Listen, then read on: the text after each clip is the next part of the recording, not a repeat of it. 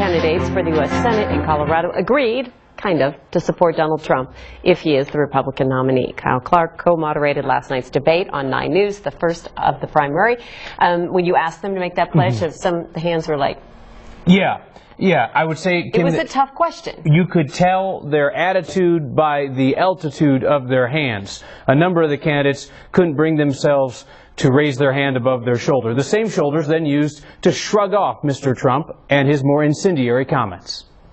Show of hands, who here on stage will support Donald Trump if he becomes the Republican nominee for president? That was easy. It actually wasn't easy, nor was what happened next. Ryan Frazier tried disassociation.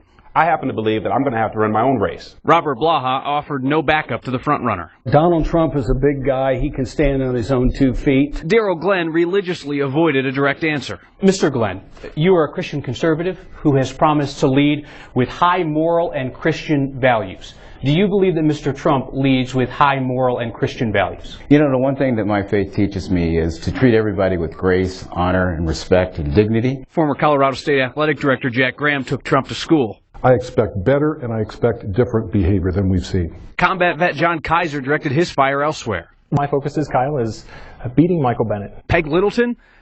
I'm still not sure what she said. You know, I think one of the things is we look at the whole phenomena between the Cruz, Trump, and Hillary, and the contrast there is that we have a lot of people with a lot of different points of view. State Senator Tim Neville issued a no-confidence vote on Trump. Do you trust the frontrunner in your party on guns? I trust the Constitution, Brandon. And lastly, listen to Jerry Natividad, who unloads the most damning statement of support you'll ever hear. The truth of the matter is I'm not pleased with Donald Trump, and I actually don't support Donald Trump. He's divisive.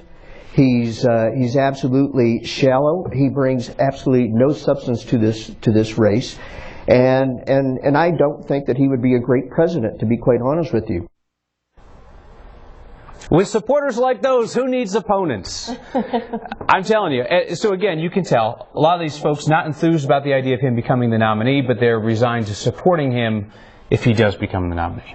And this is a discussion that's kind of come up in the newsroom, is that every time Donald Trump says something that we all say, everybody's shocked by, how often do you go back to these folks and ask them their view about what Donald Trump said? Yeah, at what point does it become unfair to hold these other folks accountable for every single thing that Donald Trump says and then walks back or changes his position a few days later? I think the approach that Brandon and I are going to try to take as we move forward here is, if it's something that the Senate is going to weigh in on, that they're going to have say on, well then yes, if Mr. Trump is making a proposal, we want to know, would they support that proposal? But if it's simply, Donald Trump said this today and it's getting headlines, boom, now what do you say? That doesn't strike me as fair. There's going to be plenty to talk about if Mr. Trump is the nominee.